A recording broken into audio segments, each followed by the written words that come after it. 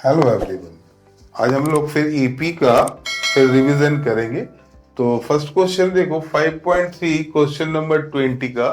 In a potato race a bucket is placed at the starting point which is 5 metre from the first potato. तो उतना लेंदी problem है, थोड़ा हमको easy करके बताते हैं।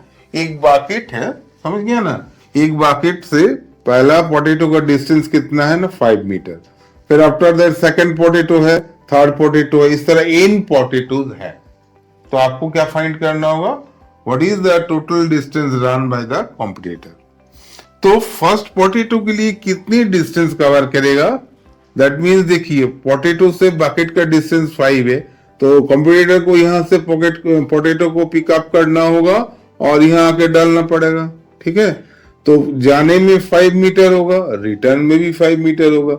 इसीलिए हम लोग बोल सकते हैं the distance run by the competitor to pick up the first potato equals to 2 into 5, that is how much, 10 meter. But second potato के लिए कितने डिस्टेंस कवर करेगा, फिर देखो कॉम्पिटिटर को यहां से आना पड़ेगा। तो यहां से 3 मीटर जाएगा, फिर यहां से 5 मीटर जाएगा, फिर रिटर्न करेगा उसी सेम जगह पर। तो इसमें सेकेंड पोटैटो के लिए कितना डिस्टेंस रन करेगा ना, 2 into 5 plus 3, that is 16 metre. और थर्ड पोटैटो के लिए सिमिलरली देखो, यहां से यहां तक 3 फिर 5, that is 2 into 5 plus 3 plus 3। तो इसको सॉल्व करोगे तो कितना आएगा, 22 मीटर। तो अगर हमको टोटल सम निकलना है, sum of the distance for pickup in potatoes, तो समेशन का फॉर्मूला लगाना है। तो सीरीज क्या बनेगा ना, 10 plus 16 plus 22, जो हम लोग ऑलरेडी कैलकुलेशन करके रखा है, और dot dot to n term. तो एन एस एन का फॉर्मूला क्या होता है, n by two two a n minus 1 into d. तो इस सीरीज में फर्स्ट टर्म क्या है ना, 10, इसीलिए ए का वैल्यू 10 लिख दो। कॉमन डिफरेंस क्या होता है ना, second term minus first term. तो देखो 16 माइनस 10 कितना है, 6। तो अगर हम लोग इसको और आगे बढ़ाएंगे तो क्या लिखेंगे ना, n by two multiply 2a, that is 2 into 10, and n minus 1 into common difference, that is 6। जरा सा सिंप्लीफाई करो, that is कितना होगा ना, 20 plus 6n minus 6। और सिंप्लीफाई करो तो n by 2, 20 minus 6 कितना होगा, 14 plus 6n। तो इसको 2 से डिवाइड कर दीजिए तो कितना आएगा, n into 7 plus 3n। Clear, फिर n से मल्टीप्लाई कर दो, that is 3n square plus 7n। तो इस क्वेश्चन के लिए मेन पॉइंट्स क्या है, इस क्वेश्चन का मेन पॉइंट है, जब फर्स्ट पोटैटो के लिए आप कितनी डिस्टेंस कवर कर रहे हैं, सेकंड के लिए कितने कर रहे हैं, थर्ड के लिए 3। अगर आप सही से निकाल देते हैं तो आपको सीरीज बन जाएगा और समेशन का फॉर्मूला लगा देना।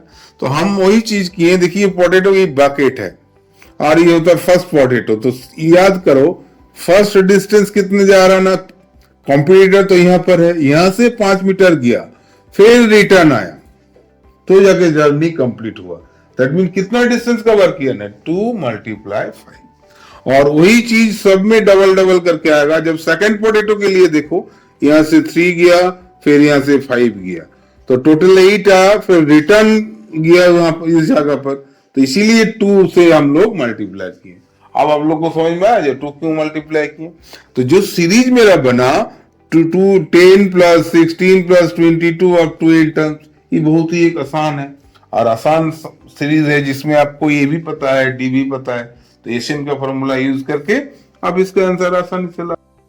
Now next question, a spiral is made up of successive semicircle with center alternatively A and B, starting with the center A of radius 0.5, 1 centimeter, 1.5 centimeter, 2 centimeter.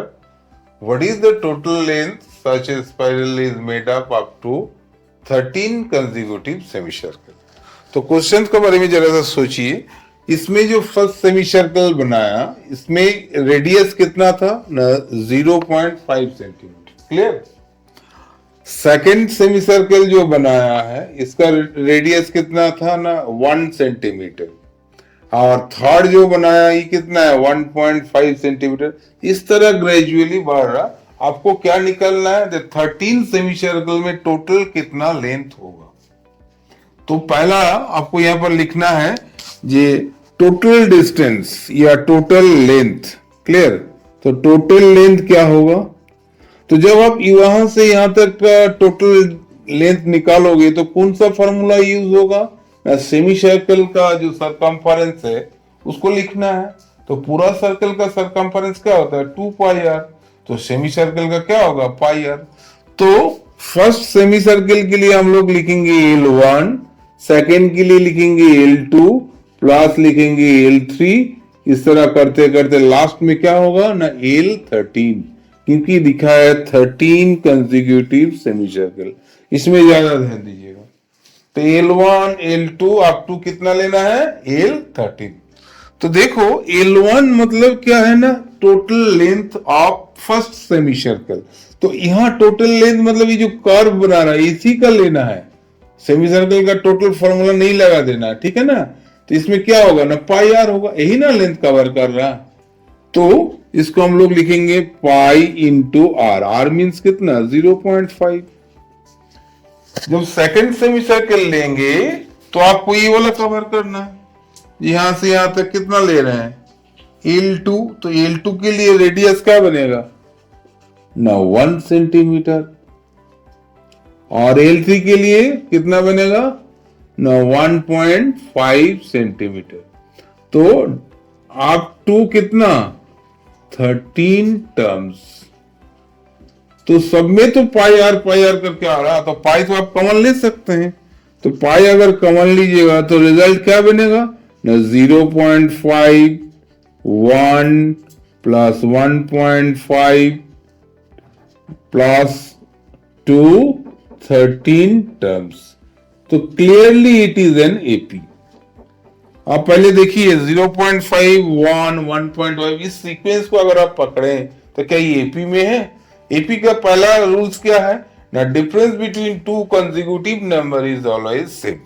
तो 1 से 0.5 का डिस्टेंस कितना है, सॉरी डिफरेंस तो 0.5 है, and 1.5 से भी 1 का डिफरेंस 0.5 है। तो clearly it is in AP. तो ए का वैल्यू हो जाएगा 0.5 एंड डी का वैल्यू हो जाएगा 1 माइनस 0.5 दैट ऑल्सो कितना 0.5 एंड एन का वैल्यू कितना होगा 13। तो हम लोग एशियन का फॉर्मूला लगाएंगे। पाई सिर्फ कॉमन रहेगा, पाई का वैल्यू आप 22/7 लिख दो, एंड एशियन का फॉर्मूला क्या होगा ना n/2, तो n यहाँ 13 है। आफ्टर दैट a मीन्स क्या ना 2a 0.5 plus 13 minus 1 into common difference, तो कॉमन डिफरेंस भी तो 0.5 आया। तो इसको सिंप्लीफाई करो 22/7 इंटू 13/2, तो 2 इंटू 0.5 कितना होगा ना 1 एंड 13 माइनस 1 कितना 12 इंटू 0.5 तो कितना 6। तो देखो कितनी आसान है। अगर आप लोग सही से कैलकुलेशन करोगे तो बहुत आसान तरीका से मैथ तो सॉल्व कर सकते हो। तो 6 + 1 7, तो 7 7 काट दो, 2 से 11 को 22 को काट दो 11 आया। तो 11 इंटू 13 हाउ मच 143 सेंटीमीटर। तो देखिए इस क्वेश्चन का मेन प्रॉब्लम था सेमी सर्कल जो कि फॉर्मूला है पाई आर। तो कंसेक्यूटिव बना रहे हैं, फर्स्ट बनाया, सेकंड बनाया, थर्ड बनाया, इसी तरह करते करके 13 सेमी सर्कल तक बनाया, और आपको बोला जो टोटल लेंथ कितना होगा। तो एक्चुअली टोटल का लेंथ का मतलब ही आपको समेशन निकालना है।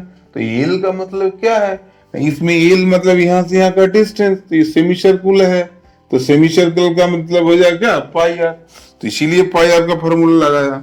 जब सेकंड बार ले रहे हैं तो रेडियस तो चेंज हो जा रहा है ना, तो इसमें क्या हो जाएगा ना 1.5 इंटू 1, थर्ड के लिए 1.5, इस तरह कितने बना रहे हैं ना 13। तो आप लोग इस पाई को जैसे ही कॉमन लीजिएगा तो एक एपी का सीरीज दिखने लगेगा। तो एपी का सीरीज का पहचान क्या है ना difference between two consecutive term is always same. तो हम लोग क्या देख रहे हैं 1 से 0.5 का जितना डिफरेंस है 1.5 से 1 का उतना ही डिफरेंस है। तो इसमें हम लोग थोड़ा सा डेटा को लिख लो, ए का वैल्यू, डी का वैल्यू और एन। तो आसानी से आप लोग एशन का फॉर्मूला लगा देना, n by two two n minus one into d. और जैसे इसको सॉल्व करो, देखो सबसे बड़ा कॉमन चीज क्या है ना, 6 + 1 7, ताकि पाई का वैल्यू से मैच कर रहा है, कैंसिल कर दो और आसानी से इसका आंसर आ जाएगा। ओके देखो ये वाला क्वेश्चन जो है एनसीईआरटी का ऑप्शनल में है, एक्सरसाइज 5.4 का। A ladder has rungs 25 centimeter apart. The rungs decrease uniformly in the length from 45 centimeter at the bottom to 25 centimeter at the top. If the top and bottom rungs are 2.5 meter apart, what is the length of the wood required for the rungs? So इसमें आपको सबसे पहले क्या निकालना, देखिए length distance between two consecutive rungs का value दिया कितना, 25 सेंटीमीटर। तो ये जो रंग्स है देखो सबसे बटम में जो है इसकी लेंथ कितना है ना, 45 सेंटीमीटर। उसके बाद दो रंग्स के बीच का डिस्टेंस है 25 सेंटीमीटर। और ये भी बता दिया क्वेश्चन में बटम का लेंथ है 45 और सबसे टॉप जो है वो रंग्स का लेंथ है 25। तो ये टॉप और बटम के बीच में कितने रंग्स ही हमको पहले निकालना है। तो इसके लिए क्या करेंगे ना, पहले लिखेंगे number of rungs equals to कितना होगा ना, टोटल गैप कितना है ना 2.5 मीटर। तो 2.5 मीटर बराबर क्या होगा, इसको सेंटीमीटर में बदल दो, मतलब हम मल्टीप्लाई बाय 100। तो 100 में मल्टीप्लाई करेंगे तो कितना आएगा 250 सेंटीमीटर। तो नंबर ऑफ रंग्स क्या हो जाएगा ना 250 डिवाइडेड बाय 25, क्योंकि दोनों के बीच का डिस्टेंस है 25 प्लस 1, इसीलिए इसका वैल्यू कितना हो जाएगा 11 का, कि इंक्लूडेड 1 करना है इसीलिए 1 ऐड करना पड़ रहा। अब हमारा होगा जो टोटल लेंथ, तो रिक्वायर्ड लेंथ क्या हो जाएगा ना, रिक्वायर्ड लेंथ हो जाएगा sum of all rungs which are in AP। Clear. तो इसमें आपको देखिए फर्स्ट टर्म भी दिया हुआ है और लास्ट टर्म भी दिया हुआ है। क्लियर। तो फर्स्ट टर्म कितना दिया है ना 45 और लास्ट कितना दिया है ना 25, and total number of rungs कितने हैं जो कैलकुलेटेड करके लाए 11, दैट इज एन हो गया 11। तो इसमें हो जाएगा 11 बाई 2 45 प्लस 25। तो बताओ तो इसमें कौन सा फॉर्मूला में अप्लाई किए, एशियन का जो और एक फॉर्मूला था n by 2 a plus L. तो a क्या होता है फर्स्ट टर्म और l क्या होता है लास्ट टर्म। तो ये जो तुम्हारा समीशन हो रहा sum of all rungs which are in AP, तो इसमें पहली टर्म क्या है ना 45 और लास्ट टर्म क्या है ना 25 और इसके बीच में कितने हैं ना 11 है, इसीलिए इनके वैल्यू 11 मान लिए और ए का वैल्यू 45 मान लिए, इसका वैल्यू 25। तो आसानी से आप निकाल सकते हो 11 बाई 2 इंटू क्या होगा 45 प्लस 25 दैट इज 70। तो उसको मल्टीप्लाई करके आंसर आ जाएगा। तो 11 इंटू 35 कितना होगा, 11 5 जो 55, 11 3 जो 33, दैट इज 385 सेंटीमीटर। तो मेन तरीका इस क्वेश्चन में क्या है, हाउ मेनी रंग्स, टोटल कितना रंग से अगर आप निकाल लेते हो तो बड़ी मैथ आसानी से हो जाएगा। तो टोटल रंग्स निकालने के लिए total distance between first and last, मतलब बॉटम एंड टॉप का रंग्स का जो बीच का डिस्टेंस है that is 2.5 metre, that is 250 centimetre. और दोनों रंग्स के बीच कंसेक्यूटिव डिस्टेंस कितना है ना 25, तो उसी से डिवाइड करके प्लस 1 कर दो तो कितना हो जाएगा ना total number of, that is called an. In question में यही होगा एन। और इसमें एन का जो सेकंड फॉर्मूला यूज करते हैं हम लोग, n equals to n by 2a plus l, वही अप्लाई किए। क्यों अप्लाई किए ना, first term last term and number of terms तीनों मालूम है, तो इसीलिए बहुत आसानी से इसका आंसर हम लोग निकाल सकते हैं। ओके ओके बच्चे, आज का लास्ट क्वेश्चन हम लोग एपी का ये वाला से शुरू में खत्म करेंगे और नेक्स्ट और भी वीडियोस के लिए मेरे चैनल को आप लोग जरूर सब्सक्राइब कर दीजिएगा और शेयर कर दीजिए। तो चलो नेक्स्ट इस क्वेश्चन को जरा सा देख लेते हैं बढ़िया से ना। 200 log are stacked in the following manner, 20 logs in the bottom, 19 in the next row, 18 in the row next, इस तरह करके लॉग मतलब सजाया गया। लॉग मतलब लकड़ी का टुकड़ा। तो देखिए सबसे बॉटम में कितने लॉग्स लगाया, 20। फिर कितने लगाया ना, फिर 18, 19, फिर कितने लगाया, फिर 18, इस तरह करके रखते गया। तो टोटल नंबर ऑफ लॉग्स कितने हैं ना, 200। तो 200 लॉग्स को कितनी रोज में रखा गया ये हमको पता नहीं है। तो इसको पता करने के लिए हम लोग क्या लिखें, let 200 logs are stacked in N rows. इसको रो बोला जाता है। इस तरह जो अरेंजमेंट है ना, ये हॉरिजॉन्टल लाइन, इसको बोला जाता है रो। तो इस तरह जो अरेंजमेंट यहाँ पर किया गया, तो हम लोग को पता नहीं जी कितनी रोज है, तो उसी को हम लोग एन मान लिए। आया बात समझ में? तो एशियन का वैल्यू, अब टोटल लॉग्स तो 200 है, तो 200 लॉग्स को इस पैटर्न में रखा गया। मतलब सबसे बॉटम में कितना रखा गया ना, 20। उसके बाद कितने रखा गया ना, 19 में। ग्रेजुअली क्या हो रहा है, डिक्रीज हो रहा है, फिर 18, इस तरह करके बढ़ते गया। मतलब डिक्रीज होते होते सब लॉग्स को रखा गया। तो हम लोग इसमें एशियन के वैल्यू जब 200 लिखें, तो एशियन के जो सीरीज है वो कैसे लिखेंगे बोलो तो, ना पहले आप कितनी रखें ना, 20 रखें। फिर क्या हुआ ना, उससे एक कम कर दो, मतलब 19 रखे हैं। फिर कैसे रखे ना, 18, करते करते अप टू क्या लिखिएगा, अप टू एन टर्म्स। तो ये हो गया मेन सीरीज। अगर ये आप लिख पाओगे तो मैथ बना लोगे। ई लिखने का जो तरीका है, यहां से फिर से एक बार समझा देते। 20 logs in the bottom, 19 in the next, 18 in the next, मतलब 19, उसके बाद 18, फिर 17, इस तरह करके बढ़ते गया। तो क्या तुम लोग बोल सकते हो कि ये एपी में है? Obviously it is in AP. तो इसमें ए का वैल्यू है 20 और कॉमन डिफरेंस है -1। तो कॉमन डिफरेंस आपको दो तरह का होता है, कभी होता है पॉजिटिव, कभी होता है नेगेटिव। पॉजिटिव कब होता है, जब सीरीज इंक्रीज होता है, और नेगेटिव कब होता है, जब सीरीज डिक्रीज होता है। तो आप लोग वॉच करो, सीरीज इसमें डिक्रीज में जा रहा, घटते जा रहा है, इसीलिए इसमें आपको दो डेटा लिख लेना है। ए का वैल्यू कितना, 20, और डी का वैल्यू कितना होगा ना, 19 - 20, दैट इज -1। अब एशियन का फॉर्मूला आप क्या जानते हो ना, n/2 2a, तो 2 × 20, n-1 × -1। एडिशन की जगह में क्या रख दे, 200। तो इसमें आसानी से आप लोग सॉल्व करोगे, n/2 40 - n + 1। तो इसको और सिंप्लीफाई करोगे तो 2 × 200 कितना होगा ना, 400। क्रॉस मल्टीप्लाई कर दिए, और 40 + 1 41 है, बाहर में n है, तो क्या लिखोगे, 41n - n²। तो देखो बच्चों, ये क्वाड्रेटिक इक्वेशन फॉर्म हो गया। तो 400 = 41n - n²। तो सबको एक घर में ले आओ, तो क्या रिजल्ट मिलेगा ना, n² - 41n + 400। तो बहुत ही सिंपल तरीका से आप लोग बोल सकते हो, किसमें, 25 और 16, तो 25n - 16n + 400 = 0। तो इसको फैक्टराइज करोगे तो n का दो वैल्यूज आएगा, 25 होगा और क्या, 16 होगा। तो कौन सा वैल्यू हम लोग लेंगे, कौन सा नहीं लेंगे, ये भी तो आपको सब देखना होगा। ये वही चीज पॉसिबल। तो यदि हम लोग n का वैल्यू 25 मान लेते हैं, तो क्या होगा ना, A25 का रिजल्ट क्या मिलेगा ना, A + 24D। ये तो एपी का फॉर्मूला आप लोग जानते हैं ना। तो इसमें रिजल्ट को और आगे बढ़ाइए, ए का वैल्यू 20 और डी का वैल्यू कितना है, -1।